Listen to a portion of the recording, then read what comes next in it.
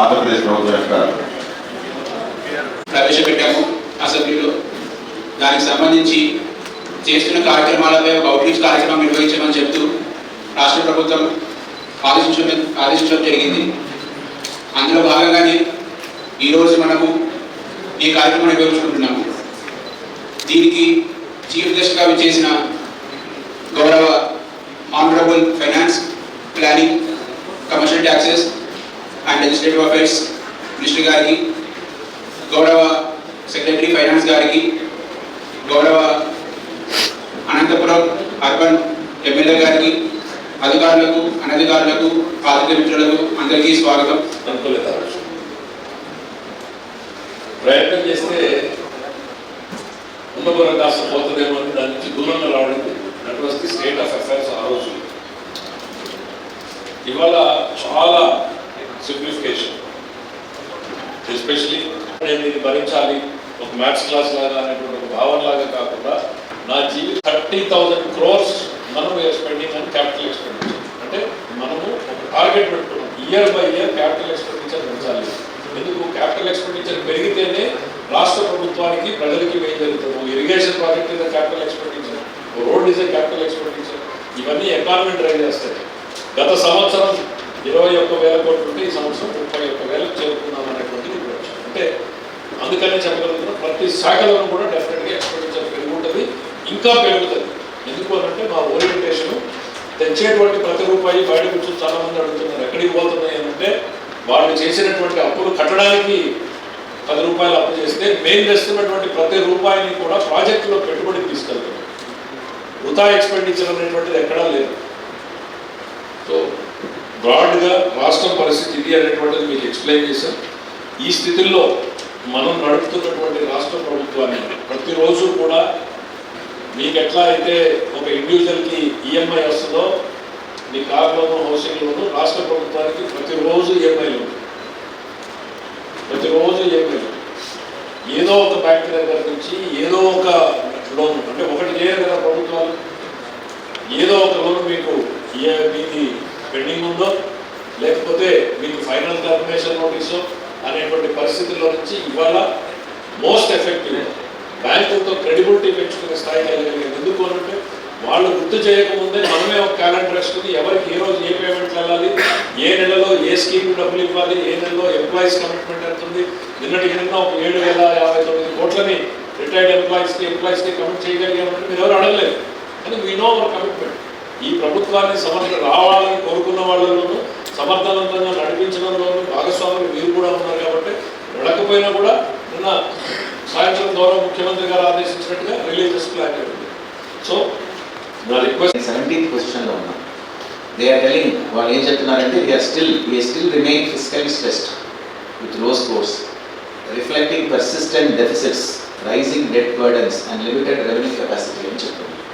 So ఇవన్నీ మనం ఈ స్ట్రక్చరల్ ఆస్పెక్ట్స్లో మనం మాట్లాడిన అంశాలే మన నీతి ఆయోగ్ వాళ్ళు కూడా వాళ్ళు ఇండిపెండెంట్గా they are released. So these are all high expenditure rigidity and weak debt sustainability అంటున్నారు. సో బేసికలీ ఏంటంటే మనకు అప్పులు చాలా ఎక్కువ ఉన్నాయి మన రాష్ట్రంలో, దాన్ని సస్టైనబుల్గా తీసుకురావాల్సిన అవసరం కూడా రాష్ట్రానికి ఉంది అని వాళ్ళు చెప్తున్నారు. Next one. So this is a comparison of all the states under different categories. మన ర్యాంక్ 23-24లో ఉన్న ర్యాంక్ ఏంటి, ఇప్పుడు ఉన్న ర్యాంక్ ఏంటి, దాని కంపారిజన్ పెట్టి పెట్టారు. సో మనం మీరు చూసుకోవచ్చు where we are under different components.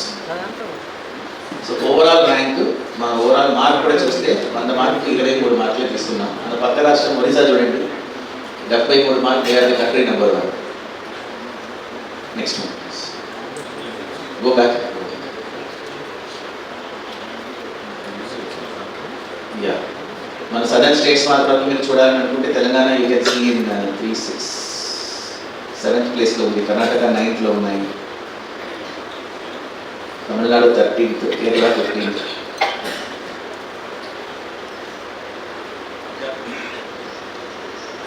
Punjab because వాళ్ళ అప్పు కూడా చాలా ఎక్కువ తీసుకున్నారు.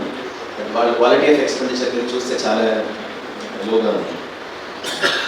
మన ఫిగర్స్ మీ quality of expenditure revenue mobilization చూస్తే వీఆర్ వెరీ లో, 21 ఉంది మనకు. డెట్ సస్టైనబిలిటీ ఉన్న దాంట్లోనే చాలా ఇబ్బందిగా ఉన్నది మన దగ్గర ఉందనేది నీతి ఆయోగ్ వాళ్ళ report.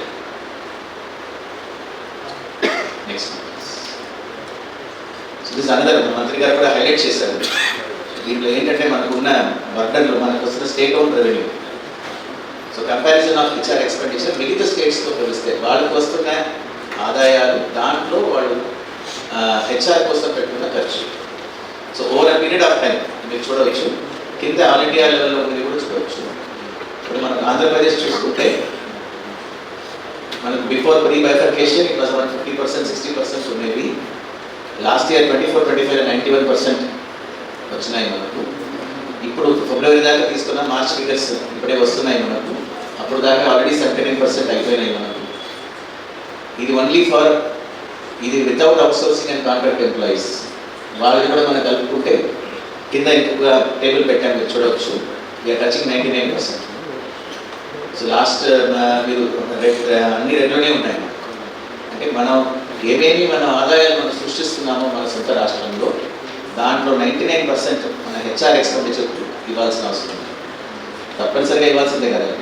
Programmes enhance pension you can see already మన సెక్యూరిటీ పెన్షన్స్ మన 4,000 నుంచి 15,000 వరకు మన ఆ రేంజ్లో సోషల్ సెక్యూరిటీ పెన్షన్స్ ఇస్తున్నాం. శ్రీశక్తి స్కీమ్స్ గోయింగ్ దాదాపు 2,000 కోట్లు ఖర్చు పెడుతున్నాం దానికోసం. అన్నదాత సుఖీభవ కూడా is being extended to all farmers. Government of India ఎప్పుడు రిలీజ్ చేస్తున్నారో దాంతోపాటు టైం చేసుకుని మనం ఇవ్వడం జరిగింది. అయితే మార్చ్ నెలలో 3rd ఇన్స్టాల్మెంట్ ఇవ్వడం జరిగింది. తల్లికి వందనం కూడా వీఆర్ గివింగ్ చైల్డ్ డీపన్ కనెక్షన్స్ కూడా రెగ్యులర్గా 3 సిలిండర్కి సంబంధించిన డబ్బులు కూడా చెల్లిస్తున్నాం. అలాగే ఇండస్ట్రీస్కి సంబంధించిన policies. So this and all helps in rectifying the structural defects. మన ఎకానమీలో ఏం స్ట్రక్చరల్ డిఫెక్ట్ ఉందో దాన్ని రెక్టిఫై చేయడానికని ఈ పాలసీస్ మరి లాంగ్ టర్మ్ ఇన్సెంటివ్స్ కూడా మనకి ఇస్తున్నాం. We have given lot of commitment to the from finance department నుంచి కూడా కమిట్మెంట్ ఇచ్చాం for industries. Will definitely pay incentives on time. So దాని మేరకు దాదాపు 10 lakh crores ఇన్వెస్ట్మెంట్ ప్రపోజల్స్ మనకు రాష్ట్రానికి వచ్చినాయి. నియర్లీ వాటర్ రిసోర్స్ ఎంత ఉందో మనందరికీ తెలుసు. And these are the projects. ఈ ప్రాజెక్ట్స్ వైజ్గా మనకి ఎంత అలొకేట్ చేస్తున్నారు.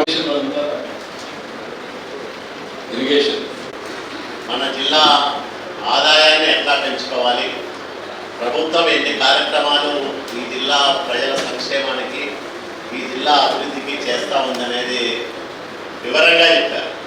అట్లాగే మనకున్న సమస్యలు, ఆర్థిక పరమైన ఇబ్బందులు, వాటిని అధిగమించడానికి పడుతున్న శ్రమ, కేంద్ర ప్రభుత్వ సహకారం, ముఖ్యమంత్రి గారి మార్గదర్శనంలో సాగుతున్న ఈ ప్రయాణంలో ఇప్పటిదాకా అధిగమించిన మైలురాళ్ళు ఎన్నో అనేది మంత్రి గారు చాలా స్పష్టంగా చెప్పారు. రొనాల్డ్ గారి గురించి చెప్తా ఉంటారు, శూన్యం నుంచి అద్భుతాలు సృష్టిస్తూ ఉంటారు. ఎంత క్లిష్ట సమస్యలైనా చాలా ప్రశాంతంగా అధిగమిస్తాడు. అలాంటి సూచనలు, సలహాలు ఇస్తూ ఉంటారు అని. కాబట్టి వీళ్ళందరూ ఉన్నారు. వీళ్ళ మేధో సంపత్తి, అపారమైన అనుభవము, ముఖ్యమంత్రి గారికి ఉన్న పలుకుబడి, కేంద్ర ప్రభుత్వం మనకు అపరిమితంగా అందిస్తున్న సహాయం, ఇవన్నీ వెరసి మనకు ఈ రకమైన అద్భుతాలు సృష్టించేదానికి అవకాశాలు ఇచ్చాయి. వెల్ఫేర్లో ఈ సంవత్సరం మనం 2,537 కోట్ల రూపాయలు, అంటే మిగతావి కాకుండా ఈ 5 సంబంధించి ఎన్టీఆర్ భరోసా, తల్లికి వందనం, అన్నదాత సుఖీభవ, దీపము, స్త్రీశక్తి, ఆటో డ్రైవర్ల సేవలు, వీటి కోసమే మనం 2,537 కోట్లు ఖర్చు చేస్తాం.